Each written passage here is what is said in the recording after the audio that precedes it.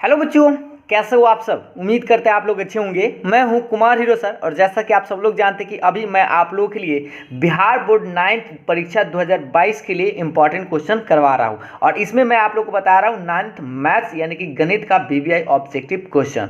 और ये आप लोग का ऑब्जेक्टिव क्वेश्चन का पार्ट नंबर 4 है। इससे पहले मैंने आप लोग को 3 गो पार्ट बना दिया है। आप प्लेलिस्ट से जाकर उस तीनों पार्ट को आप आसानी से देख सकते हैं अगर अभी तक आप लोगों ने नहीं देखा है तो।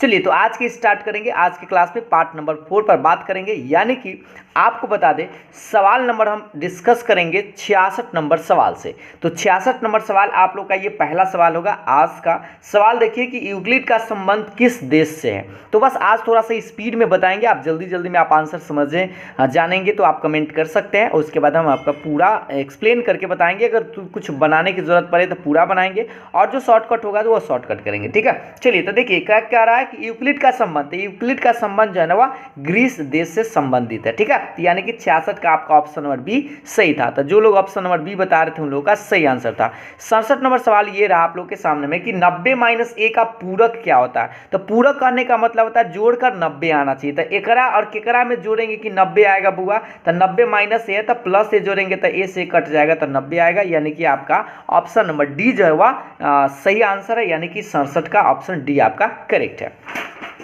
अगला सवाल ये रहा आप लोग के सामने में 68 नंबर सवाल कि त्रिभुज एबीसी में यदि 3 कोण ए बराबर 4 कोण बी बराबर 6 कोण सी है तो एबीसी का अनुपात पूछ रहा है। तो सबसे पहले आप क्या करेंगे 3 4 6 का एलसीएम निकाल देंगे। तो 3 4 6 का एलसीएम होगा 6 12 हो जाएगा। तो आप सब में 12 से भाग दे दीजिएगा। तो इसमें भी 12 से भाग दीजिएगा, इसमें भी 12 से भाग दीजिएगा, इसमें भी 12 से। तो इसको काटेंगे तो 4 आएगा, इसको काटिएगा तो 3 आएगा, इसको काटिएगा तो 2 आएगा। यानी कि आप देख लीजिए ए के बट्टा में 4 आया है, बी के बट्टा में 3 आया है और सी के बट्टा में 2 आया है। यानी 4:3:2 का अनुपात होगा। 4:3:2, 4:3:2 ये वाला आपका राइट आंसर है। ठीक है, तो इस तरह से कहेंगे 68 का ऑप्शन नंबर बी आप लोग का राइट आंसर है। अगला सवाल देखिएगा 69 नंबर सवाल है कि यदि कोण ए कोण बी जो है माइनस में 33 के बराबर है, कोण बी माइनस कोण सी 18 के बराबर, तो बी का मान क्या होगा। तो सबसे पहले आप कोण बी को x मान लीजिएगा। तो इससे आपका आ जाएगा क्या, कोण ए इसको x मान लीजिएगा तो उधर जाएगा तो ऐसे लिख सकते हैं 33 अब प्लस में x।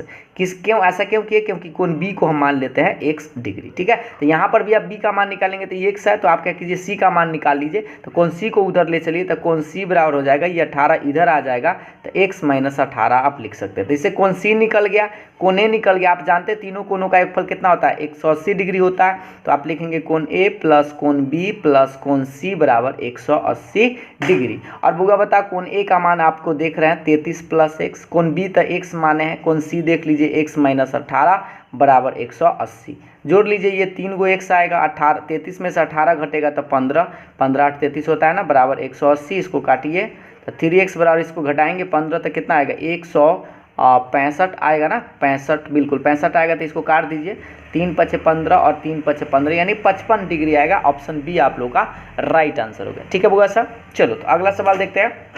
थोड़ा सा स्पीड में करेंगे क्योंकि आज आप लोग को 100 को क्वेश्चन पूरा कंप्लीट करवा देंगे। ध्यान से देखिएगा 70 नंबर का रहा है त्रिभुज जितना जो है वह क्या है सर्वांगसम है। तो कौन सा तो नहीं पूछ रहा है। तो सर्वांगसम होता है तो सब साइड बराबर होता है। तो XY बराबर MN कहते हैं तो सही बात है। YZ बराबर होगा NP, अभी सही बात है। XZ MP के बराबर होगा, MP के बराबर। और ये क्या कर रहा है YZ NP के बराबर, ये गलत है। ये वाला आपका गलत साइड दे दिया है, यही आपका गलत है। देख लीजिए YZ जो है वो MN के कह दिया है तो ये आपका गलत है, ये वाला गलत है। ठीक है, यानी कि यही वाला आपको पूछ रहा था गलत कौन है यही आपको बताना था। ठीक है, चलिए तो अगला सवाल देखते हैं। 71 नंबर सवाल कर रहा है यदि एक समद्विबाहु है, समद्विबाहु समकोण त्रिभुज का आधार 4 सेंटीमीटर है। समद्विबाहु समकोण भी है और समद्विबाहु भी है, यानी कि दोनों को भुजा बराबर भी होगा और समकोण भी है। और क्या कर रहा है आधार 4 है तो ये 4 सेंटीमीटर, तो यह भी आपका 4 सेंटीमीटर होगा क्योंकि ये समद्विबाहु मतलब दो भुजा क्या होगा बराबर होगा। अब आप बताइए तो देखिए अगर ये आधार 4 है तो ऊंचाई भी इसका 4 होगा क्योंकि दोनों भुजा बराबर होगा। त्रिभुज का क्षेत्रफल क्या होता है 1/2, आधार आपका 4 है, ऊंचाई आपका 4 है। तो ये काटेंगे 2, 4 दूनी 8 आएगा, 8 आपका आंसर आएगा। यानी ऑप्शन नंबर आप लोग का ए नंबर सही था। ठीक है, तो 71 नंबर का कौन सा सही था बुआ सा, ए नंबर आप लोग का सही आंसर था।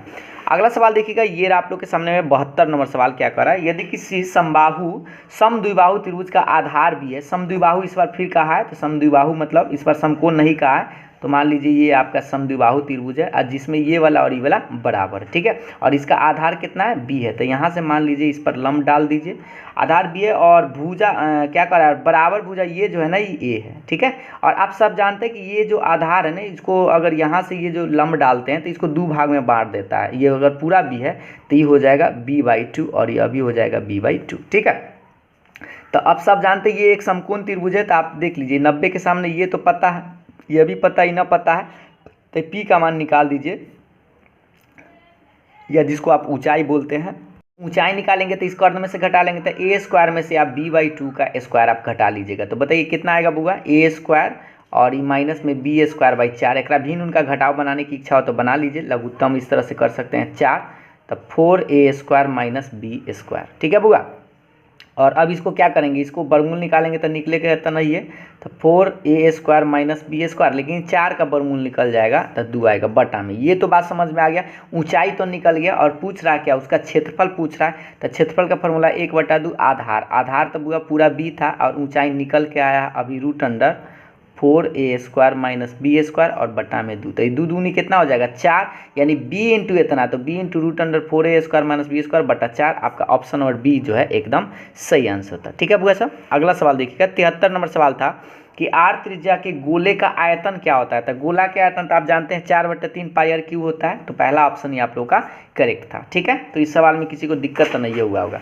अगला सवाल देखिएगा, 74 नंबर सवाल ये है कि एक घन का संपूर्ण पृष्ठीय क्षेत्रफल 216 सेंटीमीटर स्क्वायर है, तो इसको भुजा क्या होगा, तो घन का जानते हैं ना 6 गुने भुजा स्क्वायर होता है और बराबर के बाद 216 लिख दीजिएगा, इसको काटेंगे तो 36 18 और 3 बचेगा, 3 6 36, तो a² बराबर 36 आएगा, यानी कि आपको भुजा का मान निकालेंगे तो स्क्वायर हटाएंगे तो 36 का वर्गमूल 6 आएगा, तो भुजा आपका कितना आएगा 6 सेंटीमीटर, यानी 74 का पहला ऑप्शन ही आप लोगों का सही आंसर था, बिल्कुल सही। चलिए 75 नंबर सवाल देखिएगा कि r त्रिज्या वाले गोले का वक्र पृष्ठीय क्षेत्रफल क्या होता है, तो गोला के अगर वक्र पृष्ठ का है चाहे संपूर्ण पृष्ठ का है बुआ एक ही चीज़ होता है, ठीक है, तो इसका क्या होता है संपूर्ण पृष्ठ होता है 4πr², एकदम सही था, बी नंबर आप लोग का करेक्ट आंसर था, ठीक, 75 का कौन सा सही था, बी नंबर।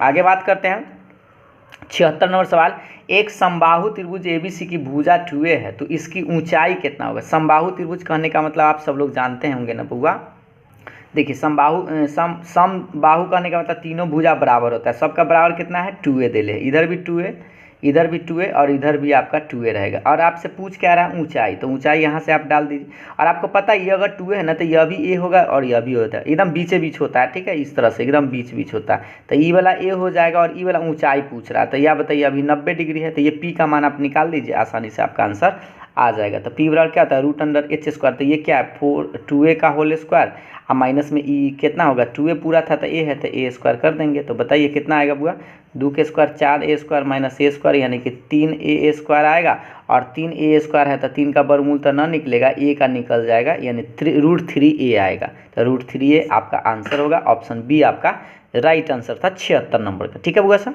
अगला सवाल देखिएगा 77 नंबर सवाल, आज थोड़ा सा स्पीड में कर रहे हैं क्योंकि आज 100 क्वेश्चन कंप्लीट कर लेंगे, ठीक है। एक शंकु की त्रिज्या h त्रिज्या और ऊंचाई क्रम से दे ले, तो उसका आयतन, तो शंकु का आयतन क्या होता है आप सब लोग को पता होना चाहिए, बस ये तो सिंपल सी बात था, तो देख लीजिए कौन सा, ये 1/2 तो नहीं होता है, 4/3 तो नहीं होता है, 1/3 πr² होता है, बिल्कुल ऑप्शन नंबर सी आप लोग का करेक्ट है, और πr² किसका होता है, बेलन का होता है, ठीक ना। चलिए तो अगला बात करते हैं 77 के बाद 78 के बात करते हैं।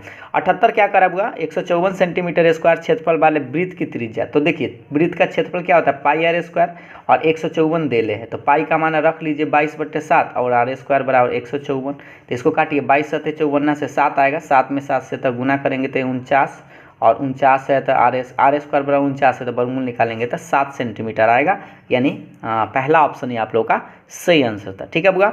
अगला सवाल पर आते हैं, देखिएगा 79 नंबर सवाल, यदि एक अर्धवृत्त का परिमाप देले है और त्रिज्या पूछ रहा है, तो अर्धवृत्त का परिमाप आप जानते हैं कि पहले तो वृत्त का क्या होता है, ये अर्धवृत्त ऐसे समझ लीजिए, ये एक अर्धवृत्त है, ठीक है बुआ, और अर्धवृत्त कहने का मतलब अर्धवृत्त वृत्त का आधा होता है, तो वृत्त का आधा क्या होगा 2πr होता है, तो पहले तो πr होगा इतना का, और ई वाला जो है ना ई r है और यह भी r होगा, तो प्लस में आपको 2r जोड़ना पड़ जाएगा। ये होता है अर्धवृत्त का परिमाप, ठीक है। तो इसमें से आप चाहे तो r कॉमन ले सकते हैं, तो इसको लिख सकते हैं पाई प्लस 2, और कितना के बराबर दे ले है बुआ 36 के बराबर दे ले, ठीक है। और आपसे त्रिज्या पूछ रहा है, तो पाई का मान आप रख दीजिए 22/7 + 2 बराबर में 36। अब एक बनाइए, आपका निकल जाएगा लघुत्तम 7, तो ये 7 दूना 14 और 22 तक 36 से आएगा, बराबर के बाद 36, 36 से 36 कट जाएगा, कटेगा ना, तो इसको तिरछा तिरछी जब गुना करेंगे r बराबर कितना आएगा 7 सेंटीमीटर आएगा। ऑप्शन बी आप लोग का राइट आंसर था 79 नंबर सवाल का, ठीक है बुआ। अगले सवाल पर आते हैं। ये रहा आप लोग के सामने में अगला सवाल। 30 नंबर सवाल आप लोगों को दिखाई दे रहा होगा, थोड़ा सा ऊंचा कर दे, हाँ अब दिखाई दे रहा होगा। देखिए, एक घनाभ की लंबाई चौड़ाई ऊंचाई LBH है, तो इसका कुल पृष्ठीय क्षेत्रफल, तो बस ये तो सिंपल सी बात है, घनाभ का कुल पृष्ठीय क्षेत्रफल का फॉर्मूला याद होगा 2 × लंबाई प्लस चौड़ाई गुने, यह याद है ना, 2 × लंबाई प्लस चौड़ाई प्लस फिर क्या होगा चौड़ाई प्लस ऊंचाई गुने लंबाई, इस तरह से या ऐसे आपको याद होगा 2 × LB plus BH plus HL वर्ग इकाई, यही है। ऑप्शन बी आप लोग का राइट आंसर है, ठीक है। अगला सवाल ये रहा आप लोग के सामने में 81 नंबर सवाल। एक घनाभ का लंबाई चौड़ाई ऊंचाई क्रमशः LBH एकदम सेम है, तो इसका पार्श्व पृष्ठीय क्षेत्रफल क्या होगा, यानी इसका वक्र पृष्ठ क्षेत्रफल क्या होगा, तो आपको याद होना चाहिए, इसका होता है 2 × लंबाई प्लस चौड़ाई गुने ऊंचाई, यानी ऑप्शन नंबर बी आप लोग का राइट आंसर है 81 नंबर सवाल का, ठीक है। अगले सवाल पर चलते हुआ, अगला सवाल ये रहा आप लोग के सामने में। अगला सवाल ये है 82 कि यदि किसी घन के एक विकर्ण की लंबाई इतना है, तो इसका कोण का मतलब, कोण यानी कि कहने का मतलब इसका भुजा क्या होगा कि या किनारा जिसको बोलते हैं, तो घन का विकर्ण आप जानते हैं ना √3 गुने भुजा होता है ना, और बराबर के बाद 4√3 दे ले है वाला, तो √3 से √3 कट जाएगा, तो कितना आएगा 4, यानी 4 सेंटीमीटर इसका भुजा का लंबाई होगा। किधर है, ऑप्शन सी आप लोग का करेक्ट था। 82 का कौन सा सही था बुआ, ऑप्शन बी। 83 नंबर सवाल ये रहा कि यदि दो घनों के पृष्ठीय क्षेत्रफल इतना है के अनुपात में, तो इसके कोणों के अनुपात क्या होगा, तो क्षेत्रफल का अनुपात है, तो कोण मतलब भुजा के अनुपात निकालना, तो इसका वर्गमूल आप निकाल दीजिएगा, तो बस 2:1 आएगा। ऑप्शन बी आप लोग का सही आंसर था, ठीक है बुआ। अगले सवाल पर आते हैं।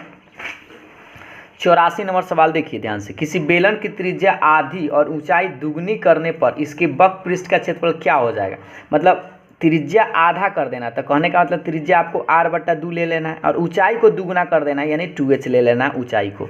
तो पूछ रहा है का वक्र पृष्ठ, तो आप जानते हैं बेलन का वक्र पृष्ठ क्या होता है, सबको याद होना चाहिए 2πrh होता है ना, 2πrh होता है। तो बस आपको क्या करना है, 2π तो रहेगा, r का मान कितना रखिएगा, आधा कर दिया गया है तो r/2, और ऊंचाई को दुगना कर दिया गया है यानी 2h लिखेगा, तो s से 2 से 2 तक कट ही जाएगा, तो फिर से 2πrh आएगा, यानी सेम का सेम रहेगा, तो ये क्या रहेगा इक्वल, यानी बराबर ही रहेगा, उससे कोई परिवर्तन नहीं होगा, ठीक ना। तो 84 का कौन सा सही था, ऑप्शन नंबर डी आप लोग का राइट आंसर था। 85 नंबर सवाल देखिएगा। किसी लंबवृत्तीय बेलन को ऊर्ध्वाधर काटने पर कैसा प्राप्त होता है, तो ये त्रिभुज बनता है या आयत बनता है या वृत्त बनता है या समलंब बनता है, तो ये एक आयत बनता है। जैसे आप ये एक वृत्त है ना बउआ, इस तरह से ये एक बेलन है, और इस बेलन को अगर आप ऐसे काटिएगा ना, तो आपको कुछ इस तरह से नज़र आएगा, ये एक आयताकार आपको दिखाई देगा, ठीक है। इस तरह से आप एकदम काट के ऐसे देख लीजिएगा, ठीक, इसको काटिएगा ना इधर से एकदम बीचे बीचे से, तो एक आयत के रूप का आपको दिखाई देगा।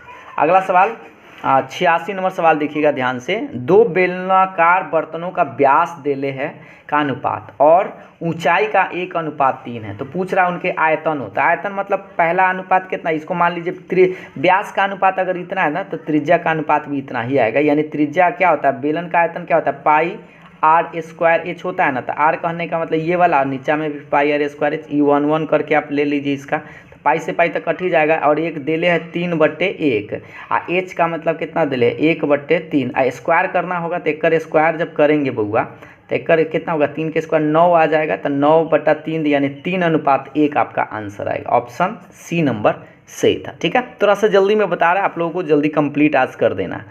यदि किसी बेलन की त्रिज्या तथा ऊंचाई क्रमशः r और h है, तो इसका वक्र पृष्ठीय क्षेत्रफल क्या होता है, तो बेलन का पूरा वक्र पृष्ठ तो आप जानते हैं 2πrh होता है, यही अगर कुल पृष्ठ कहा जाए तो 2πr ई वाला होता है, ठीक है। ये बेलन है, जैसे ये एक बेलन है, और बेलन का अगर वक्र पृष्ठ का है तो सिर्फ ये वाला निकाला जाता है, यानी 2πrh, और पृष्ठ कुल पृष्ठ कहा जाता है, तो ये जो नीचे वाला पेना है और ऊपर वाला पेना जोड़ दिया जाता है, यानी 2πr² ऐड कर दिया जाता है। कुल कहता है तो ये वाला आंसर आता है, वक्र कहेगा तो ये ऑप्शन बी आप लोग का करेक्ट है, ठीक है बुआ। अगला सवाल देखिएगा आगे। अगला सवाल देखिएगा, अगला सवाल ये रहा आप लोग के सामने में स्क्रीन पर 88 नंबर। किसी लंबवृत्तीय शंकु के कुल सतह कितना होता है? तो देखिए शंकु, आखिर ये शंकु है, ठीक है, शंकु ये आपका एक शंकु है। तो शंकु में एक आधार होता है, नीचे जो बेस रहता है वृत्त के आकार का, और एक इसको वक्र पृष्ठ बोला जाता है। तो ये दो सतह आप कह सकते हैं, एक आधार वाला और एक वक्र पृष्ठ होता है। तो ये ऐसे कुल पृष्ठ कहेंगे ना, तो कुल पृष्ठ कहेंगे तो दो सतह मिलाना पड़ता है, एक वक्र पृष्ठ और एक आधार का, तो दो होता है। ऑप्शन बी आप लोग का सही आंसर था। अब 89 नंबर देखिएगा, उस शंकु के वक्राकार भाग का क्षेत्रफल क्या होगा जिसकी त्रिज्या 2r है और तिर्यक ऊंचाई l/2 है? तो पहले आप बताइए, वक्राकार भाग का क्षेत्रफल पूछ रहा है, तो शंकु के वक्र का क्षेत्रफल क्या होता है जानते हैं? पाई आर एल होता है, ऐसे होता है, पाई के पाई, और आर के मान क्या कहा है? भाग का क्षेत्रफल क्या होगा? त्रिज्या इस बार 2r का है, तो आर की जगह 2r लीजिएगा। एल के मान कितना लेना है? l/2 लेना है, तो एल से 2 से 2 तक कट ही जाएगा, तो पाई आर एल रह जाएगा, उतना ही रह जाएगा। ऑप्शन ए आप लोग का राइट आंसर होगा, ठीक है। यानी कि अगर मान लीजिए क्या कहा, त्रिज्या को दुगुना किया तो आर के जगह 2r किए, और ऊंचाई को तो आप आधा कर दिया ना, तो l/2, 2 से 2 कट ही जाएगा, तो फिर पाई आर एल रहेगा, उतना ही रहेगा, ठीक। तो ऑप्शन ए आप लोग का सही आंसर था। अब बात करते हुआ 90 नंबर सवाल देखिएगा। 90 नंबर सवाल यह है कि एक शंकु की त्रिज्या r/2 है और तिर्यक ऊंचाई 12 है, तो इसका संपूर्ण पृष्ठ क्षेत्रफल क्या होगा? तो आपको पता है एक शंकु, ये जो शंकु है बउआ, ये शंकु है, तो ये इसका मिलाना है और ये वक्र पृष्ठ होता है। तो इस बार क्या करना है, त्रिज्या r/2 है, ऊंचाई 12 है, तो संपूर्ण पृष्ठ क्या होता है पहले आपको पता होना चाहिए। पहले तो आप जानते हैं पाई आर एल होगा, अब प्लस में ये वाला आपको जोड़ देना होगा पाई आर स्क्वायर, ये ऐड कर देना होगा, ठीक है। तो आप यहाँ से आप मान रख दीजिए, मार्कर चेंज करके देखिएगा, पाई के पाई और आर के मान कितना कह रहा है? r/2, तो r/2, एल का मान देख लीजिए कितना कह रहा है, तो 12 लिखिएगा, है ना, तिर्यक ऊंचाई, और प्लस में पाई के पाई रहेगा, और आर के मान कितना का है? r/2 स्क्वायर, तो स्क्वायर कीजिएगा, ये 2 से 2 तक कट जाएगा, यानी कि कितना आएगा बुआ? पहला तो पाई आर एल रहेगा, लेकिन प्लस में कितना आ जाएगा? पाई आर स्क्वायर, अब बट्टा में 4 आएगा। तो इसमें से आप चाहे अगर कॉमन लेना तो पाई आर कॉमन ले लीजिएगा, तो एल प्लस r/4 आपका आंसर आएगा। ऑप्शन बी आप लोग का राइट आंसर होगा, ठीक है। ऑप्शन कौन सा सही होगा? बी नंबर सही आंसर था। 91 नंबर सवाल कह रहा है कि वर्ग अंतराल 100 और 120 का वर्ग चिन्ह क्या होगा? तो वर्ग चिन्ह आप जानते हैं, दोनों को जोड़ के 2 से भाग दे देते हैं, तो इसको जोड़ेंगे तो कितना आएगा? 220 आएगा, और 2 से भाग दे देंगे तो 110 आपका आंसर आएगा। या 100 और 120 के बीच में कौन होता है? 110 आता है। ऑप्शन बी आप लोग का राइट आंसर था, ठीक है बुआ साहब। तो 91 नंबर तक आप सवाल समझ गए होंगे। अगला सवाल देखते हैं।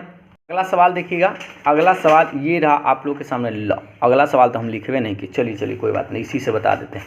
देखिए थोड़ा सा हम आपको जूम कर लेते हैं, अब थोड़ा सा क्वेश्चन पेपर से ही आप समझ लीजिए। हाँ देखिए अगला सवाल बुआ ये रहा आप लोग के सामने में, दिखाई दे रहा होगा। 92 नंबर सवाल देखिए, एक बारंबारता बंटन में वर्ग चिन्ह इतना है, तो वर्ग चिन्ह 20 के संतत वर्ग पूछ रहा है। मतलब इस दोनों ये 4 को जो ऑप्शन है, किसको वर्ग चिन्ह निकालेंगे ना तब 20 आएगा, वर्ग चिन्ह 20 आएगा। तो एकरा बीच में हमको लगता है इसको जोड़ेंगे तो 17 और 12 29, तो 15 एक वर्ग चिन्ह हो जाएगा।